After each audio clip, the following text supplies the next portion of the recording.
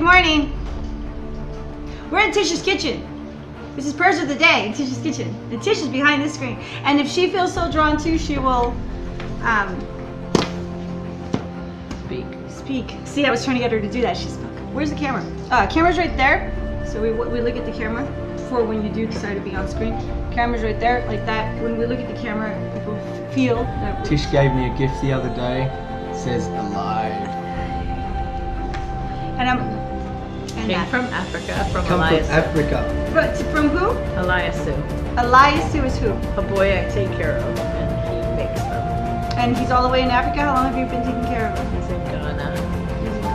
10 years. Help send them to school and help feed them. Basically. So when you message him, you've always referred to him as your son. Yeah, he's like. So he calls made me Mom. these. Cool.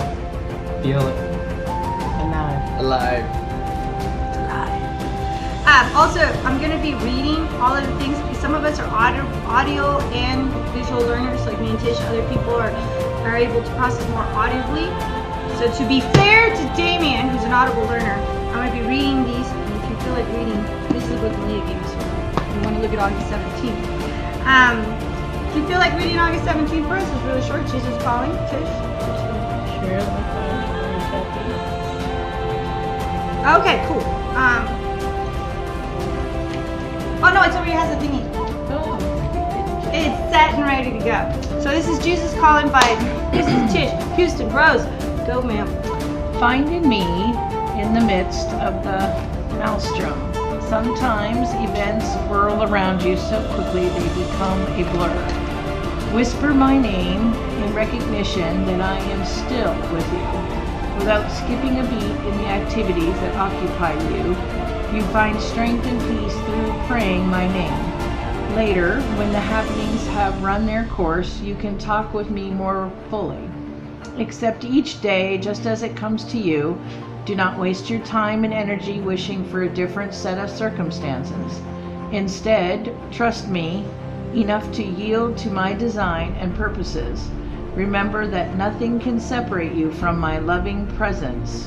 You are mine. Philippians 2:9-11 and Isaiah 43:1. Ow! Thank you. What does that make you feel like? Any thoughts on that? The plan is the plan. You just have to trust I just it. need you to speak a little bit. The plan is the plan, and I just have to trust it. No matter if it has a ripple or a wave or I just have to trust that it will come back and be as planned. Right. And this world thing is what caught my ear. No matter how busy you get or whatever, like sometimes we try to do too much.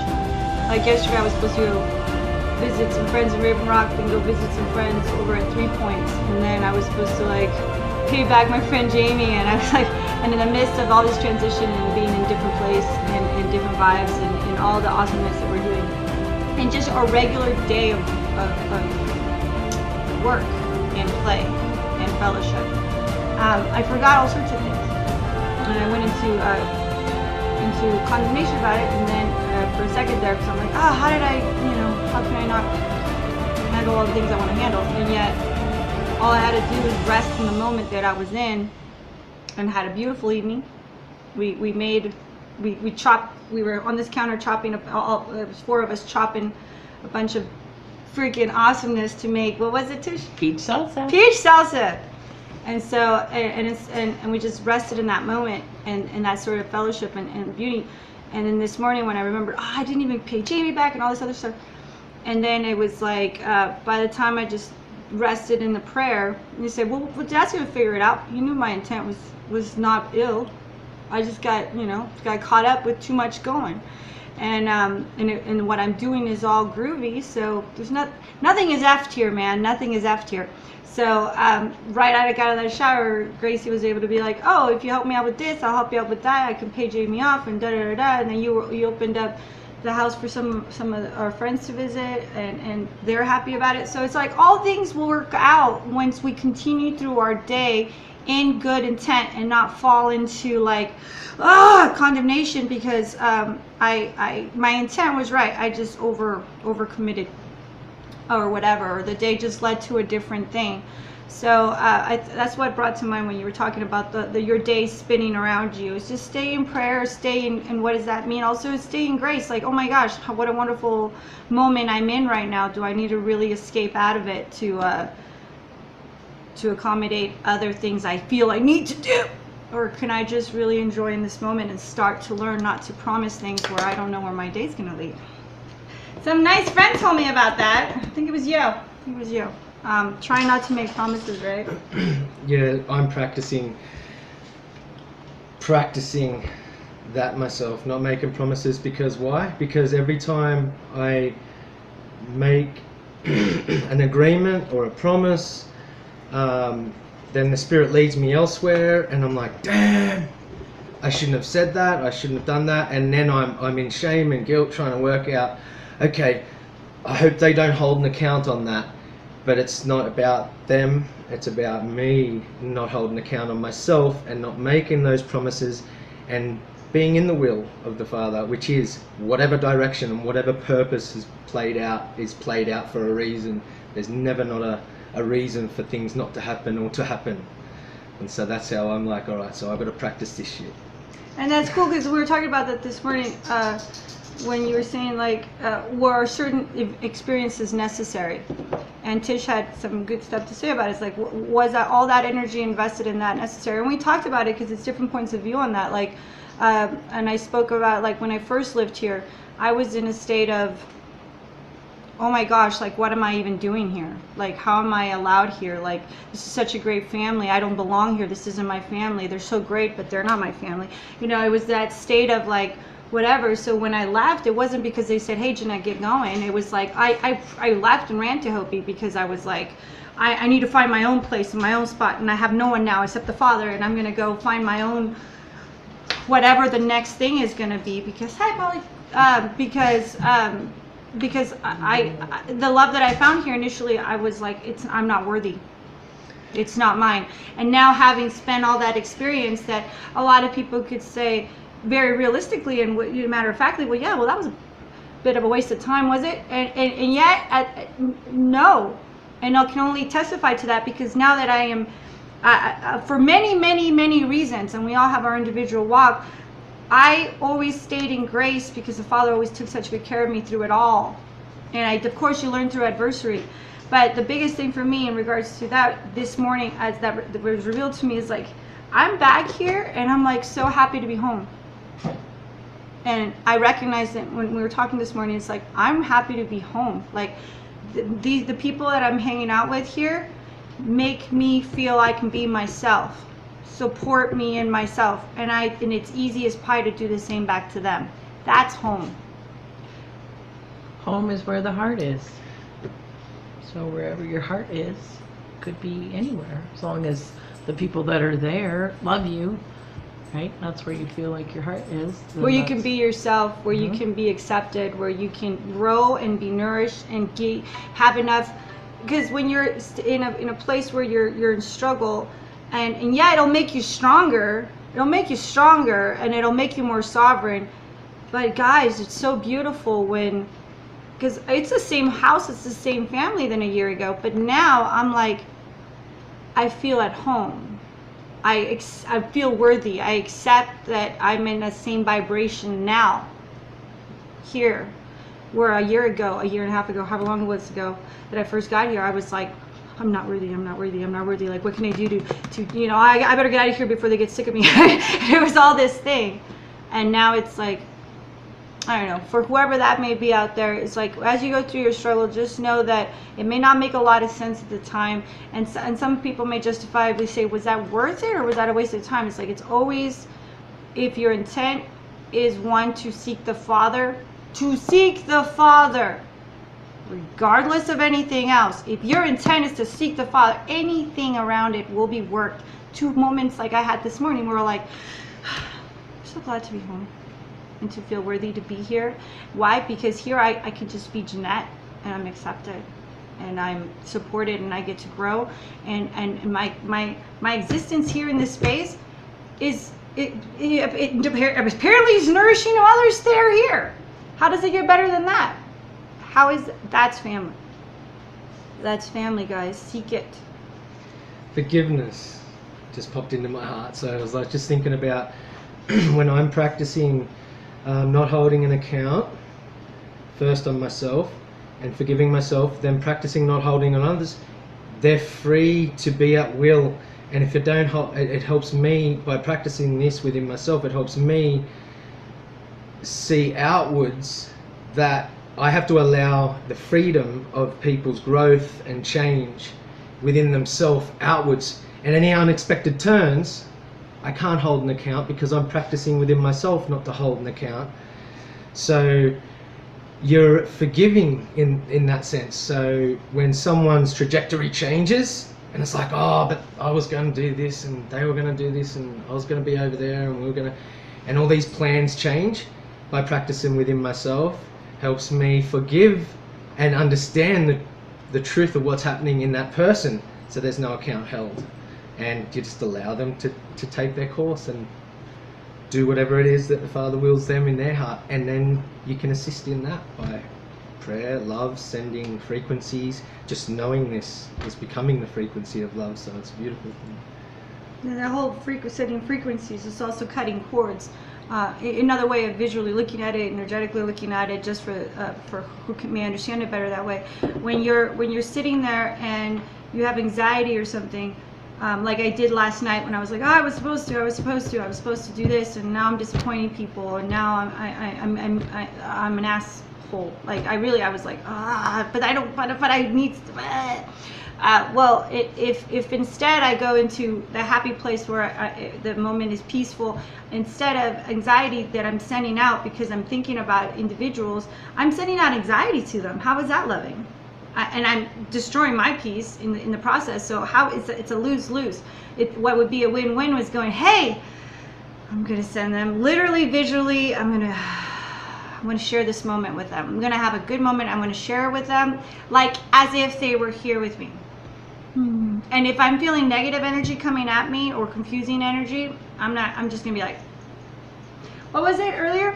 Okay, you know how on Messenger when you get the little pop-up thing and it's like a little thing and it pops up like a little pop-up message face, and then you don't have time to read it right now, or you don't want to read it right now, or you ever, I don't know, depending on who it is, you can just go bloop. Bloop. Just for now. Just for now. Down your little cross. Just do that, and then find your peace, and then send that energy out. Yes, because if we don't fill up our virtue and our peace and our forgiveness and merciful hearts, then we're not going to be able to give out anything that's of quality, that's of value, that's of truth. And so sometimes, and allowing each other to be able to bloop. Because you might both be in a negative space or might be in opposite spaces or whatever. I mean, and let's be real, sometimes you feel something coming at you, you're like, and so just like you have the right to sovereignly and should strive to find peace before you connect with others and be in a good place, whether it's actually physically next to them or just even having them in your thought, because if they're in your thought, you're energetically connected. So you're actually sharing each other's energy through those cords, energetic cords. So you can just be like, if you can even cut them if you really want to get into that. Maybe we'll get into that another time. But yeah, just loop until if that energy that you feel is coming at you, it's okay to cut it off and be like, I'm not dealing with this right now because I don't like how it feels and I don't like where the space is taking me.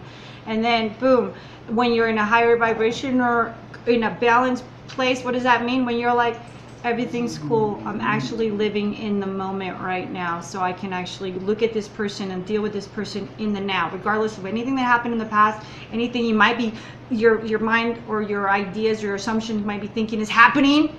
Well, until you're balanced enough to go, I'm just going to go see this person, or I'm going to talk to this person, or I'm going to interact with this person, or I'm going to deal with this thing, until you're in a non-offensive way, non-offensible way, non-judgmental, non-reactive way, where it's just like, I'm going to hope for the best, and here we go.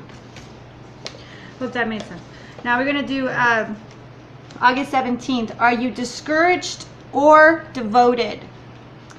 Jesus said to him, Yeshua said to him, you will lack one thing. You still lack one thing. Sorry, I'm hearing my doggy barking. And I was gonna say that wasn't me moaning. No, that bro. was the dog. Dexter's trying to integrate. He's a very Tish. small dog. They got very large dogs Settle here. down. So you're like, Tish, come on. Who's sending out those frequencies? Wait a minute. Are you discouraged or devoted? And this is from the quote I'm about to read is from Luke 18:22, verse 22 through 23. Jesus, Yeshua, said to him, "You still lack one thing. Sell all that you have and come follow me." How many things did you burn? Okay, wait. But when he heard this, he became very sorrowful, for he was very rich. Have you ever heard the master say something very difficult to you? If you haven't, I question whether you have ever heard him say anything at all. Yeshua says a tremendous amount to us. Yeshua says a tremendous amount to us that we listen to, but do not actually hear. I'm going to say that again. Yeshua says a tremendous amount to us that we listen to, but do not actually hear. And once we do hear him, his words are harsh and unyielding. That's a fact. You know, some things we can go about, Father's a loving father and he would never. Really? You're stuck in a matrix. You're being programmed your entire life by a system that's systematically, enormously, tremendously good at its job. So when Yeshua says something to you that is harsh and unyielding so that you can know thyself as the Father made you and recognize that, holy crap, all this muckety muck on me and that I've been wielding around isn't me. It's the programs that have been put inside me, unbeknownst to me, that have been controlling me. That's going to be a harsh reality, and that has to be an unyielding reaction to it. Will have to be a tremendous like, oh my goodness, I did not know myself, but now I see it, and now I will change. That is not an easy process, but it is damn well one you have to get through. So yeah, words will be actually, and once we do hear him, his words are harsh and unyielding. And by the way, when you hear those harsh and unyielding words to yourself, you will not ever consciously, and when you catch yourself doing it, you'll be like, stop it, Jeanette, or stop, stop it. You'll tell yourself to stop it. And what am I talking about? When you start being harsh or unyielding to others, then that harsh and unyieldingness, you may have heard it, but you didn't actually process it for yourself. Because if you knew of that about yourself, you would just be in sympathy and compassion and guarded against others that were in that field where they thought that they could be harsh and unyielding to others. Yeah, the truth is like, to me, a slap in the face. And so it's sweet to the tongue, bitter to the belly. Slap in the face, and then once it becomes bitter and you understand and you're awakening, then all of a sudden the loving spirit comes in to guide, comfort, and protect you through that process.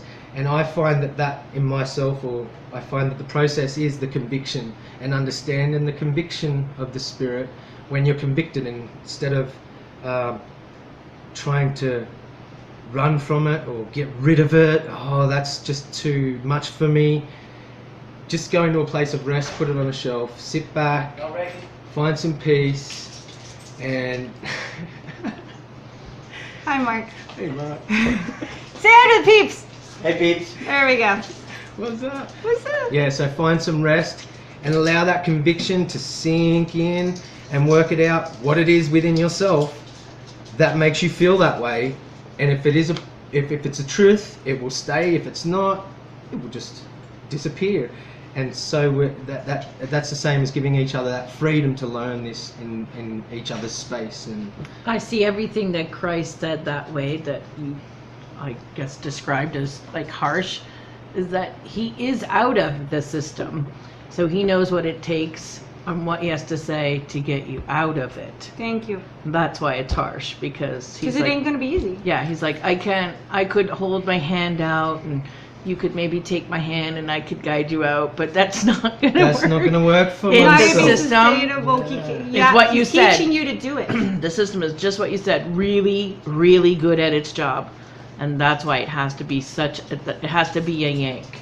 Yep, so learning this process as we go and teaching ourselves in spirit. It's fully loaded. Yes. And the other thing that you said that I really liked was that you were talking about protection, and that's kind of what I was getting at earlier too. There's a time and space where the protection, it's not that you're not being compassionate. It's not that you're not trying to wish you could help. Of course you wish you could have the right words for all of your friends.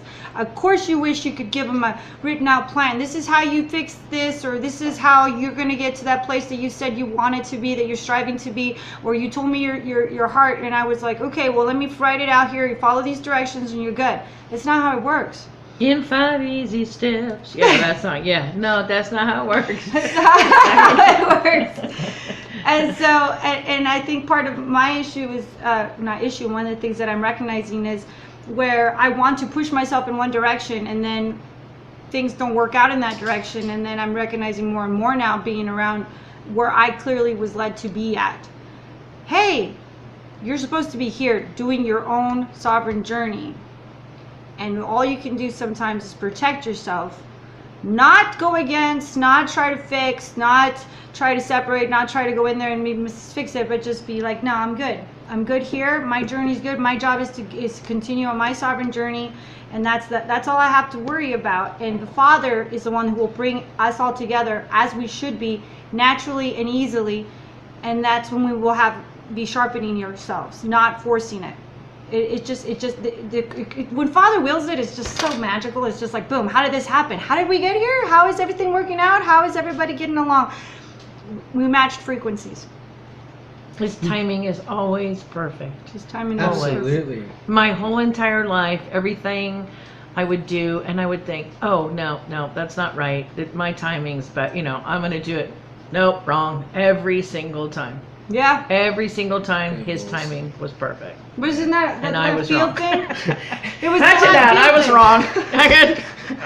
Oh, damn. Yeah. How big is the dog? I was wrong. Do we depend on our own understanding again? Oh, shit. Yeah, that's the thing, and this is the kingdom, and this is it. We come into this world alone, and we're going to leave it alone. And so, girding up our kingdom and protecting ourselves and armoring up is a beautiful thing, because we are on this journey, but individually our kingdoms need to be protected. We need to armor them up and protect them, and Not protected against others, just protected so we can stand in our own thing.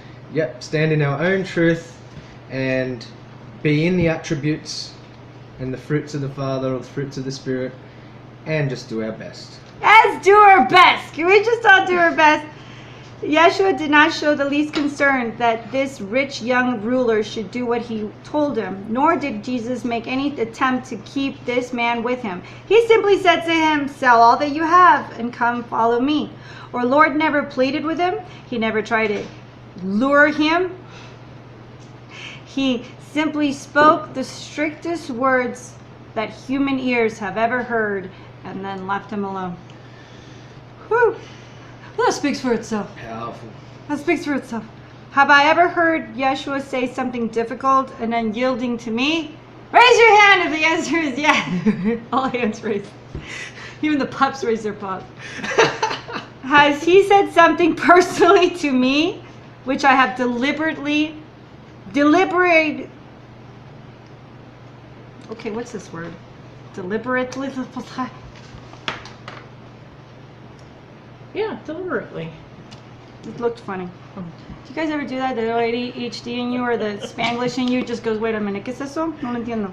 Okay, but something okay. Have I ever heard Jesus say something difficult and unyielding to me? Has he said something personally to me to which I have deliberately listened? Not something I can explain for the sake of others. Ho! Okay, now I see where that's going. I'm going to repeat that. Has he said something personally to me to which I have deliberately listened, nor not something I can explain for the sake of others? That says everything that I've been trying to say all day today. You can't explain your journey to others. And you can't try to, nor should you have to justify yourself to others for the journey that you're on. Your journey is a personal journey with the Father. It's personalized from him. Yeah. Do you, boo. And let other people do them.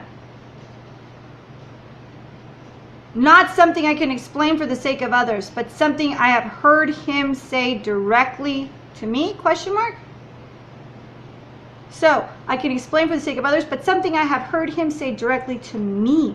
This man understood that what Jesus said. He heard it clearly, realizing the full impact of its meaning, and it broke his heart. He did not go away as a defiant person, but as one who was sorrowful and discouraged. Like, he thought he could do it. He thought he was all about it. He was game on. I'm following you. And then he's like, well, this is what you got to do to do it. And then he was like, I can't, but I want to keep one foot in, can't I? One in the system. I just wanted to apologize because I just said something and recollected what I said, record what I said. You come in, but the Father in us, you're never alone. So you come in alone. Thank in you. this I physical felt matrix, weird when you said it too, but I was like, in this physical matrix, and you go out of this physical matrix. But you're never alone because you are the Father. The spark of the Father is in you. It is in all of us. And so you're never alone. And this is the sovereignty. This is the learning. Do you see the programming, y'all? Like, he caught himself really quickly. And I think I don't know if you felt it, but I felt it. I'm like, oh, that's what the Matrix teaches us. I just went That Matrix. we're alone. Yeah. I just went but Matrix when I for a just moment. read in this, Damn. Yeah. that did not make me feel alone. That made me feel like no Loved. matter what, he's there. gonna He's be never there. been anywhere other than there. Damn He's been Matrix. So yeah, Get out of my head. self-correct as quickly as possible, guys. Welcome to the Matrix. Welcome to the Have Matrix. a seat. Have a seat. It's like walking in the doctor's office. Welcome to the Matrix. Have a seat. He did not go away as a defiant person, but as one who was sorrowful and discouraged. He had come to Jesus on fire with zeal and determination, but the words of Jesus simply froze him. Instead of producing enthusiastic devotion to Jesus, they produced heartbreaking discouragement. Raise your hand if you've been there. You looked very Nazi right there. No, the camera's over here. No, over Over here. there. Yeah, there it is. Instead of producing enthusiastic devotion to Jesus, it produced a heartbreaking discouragement. We had to be reborn. We had to have those growing pains. We had to remember that all the what's it called? I've been saying it all week. Codependency that you have to the Matrix has to be acknowledged and then worked for your own advancement as best you can, because to completely break out of it unprepared and unspiritually sound, man, is the devil going to have a field day with you. Yeah, trust in no one, trust in no man, just trust in the Father alone. And So he'll lead. depend on he will the lead. Spirit. And they will lead. They will lead. And Wherever it may be. and it'll be like, Be in joy when you're led there. yeah. It's and Jesus did not go after him, but let him go. Ugh. Our Lord Lord knows perfectly well that once His word is truly heard, it will bear fruit sooner or later. So persevere. What is so terrible is that some of us prevent His word from bearing fruit in our present life. Bearing fruit in our present life could be because we were too busy like trying to make our own decision, or trying to just sway other people in a certain direction, or we were too busy making our own plans instead of seeing the flags and following in the light. Pay attention to those red flags. Protect yourself. Follow that light, and it will be a smoother ride. It will be. My life is a testament to it in the last year and a half. It's the book of Jeanette. The book of Jeanette. The Gospel of What Jeanette. about the Gospel of Damien? What about the Gospel of The Tish? Gospel of Tish. Something her brother said earlier this week that was really, we're like, I need myself a scribe. Working on. I wonder what we will say when we finally make up our minds to be devoted to Him. To Him on that particular point. One thing is certain, He will never throw our past failures back in our faces. No guilt, no accounts. I want to say that again. He will never throw our past mistakes in our faces. Our past failures in our faces. And lastly, we have God's moment. August 17th. And they continued steadfastly in prayer. Acts 2:42. Gracious Lord, we bring thee anew this day that praise of our lips and the worship of our hearts. We bless thee for the care of our bodies, for the guarding of our minds, and for the delight of our awakened spirits in thyself. We confess we have not merited even the least of thy mercies, because they were already given to us, right? We just denied them. And yet our lives are crowned each day with innumerable tokens of thy infinite love. Wilt thou beget within us a new humility, a deepened sense of our dependence, and a fuller surrender to thy will? Father, please, I pray, you continue to do that on a daily, hourly, minute-to-minute basis. Give us the peace which springs from a constant sense of Christ's infinite sacrifice. Give us the sanctity of a life which is the fruit of his indwelling. Give us the power through thy Holy Spirit to serve and honor thee by honoring ourselves and each other. And when we do that, I mean, like the way this house is always on the run.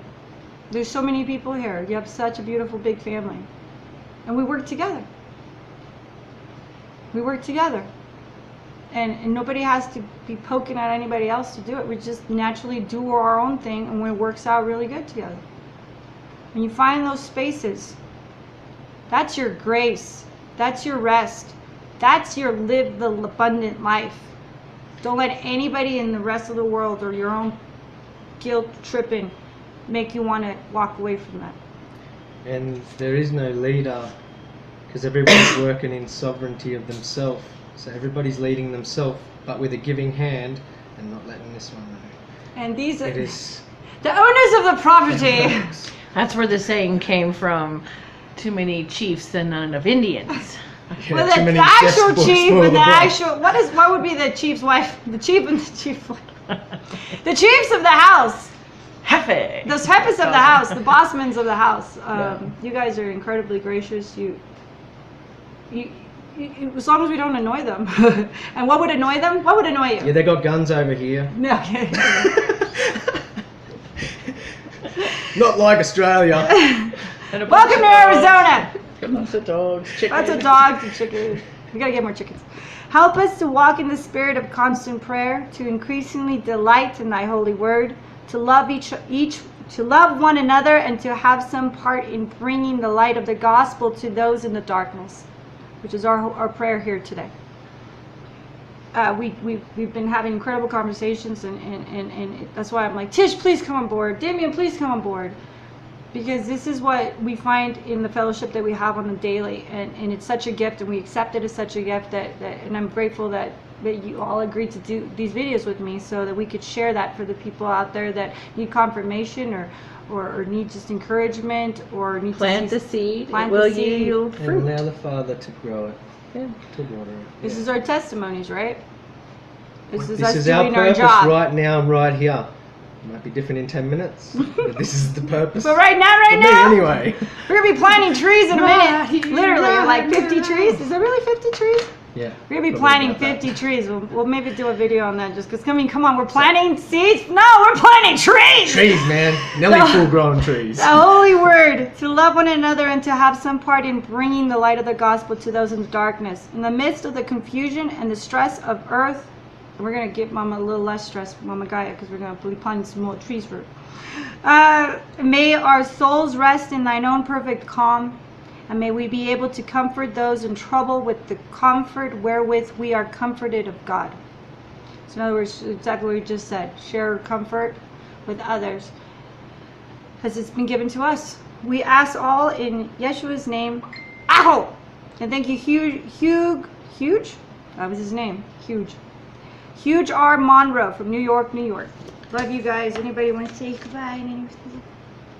Bye. Love you. Namaste. Namaste. Follow. What was the? What you asked me? What my tagline for my thing was? Yeah. Follow the way. Seek the truth. Seek the truth. Live and the live life. the life. I love you guys. We'll see you later.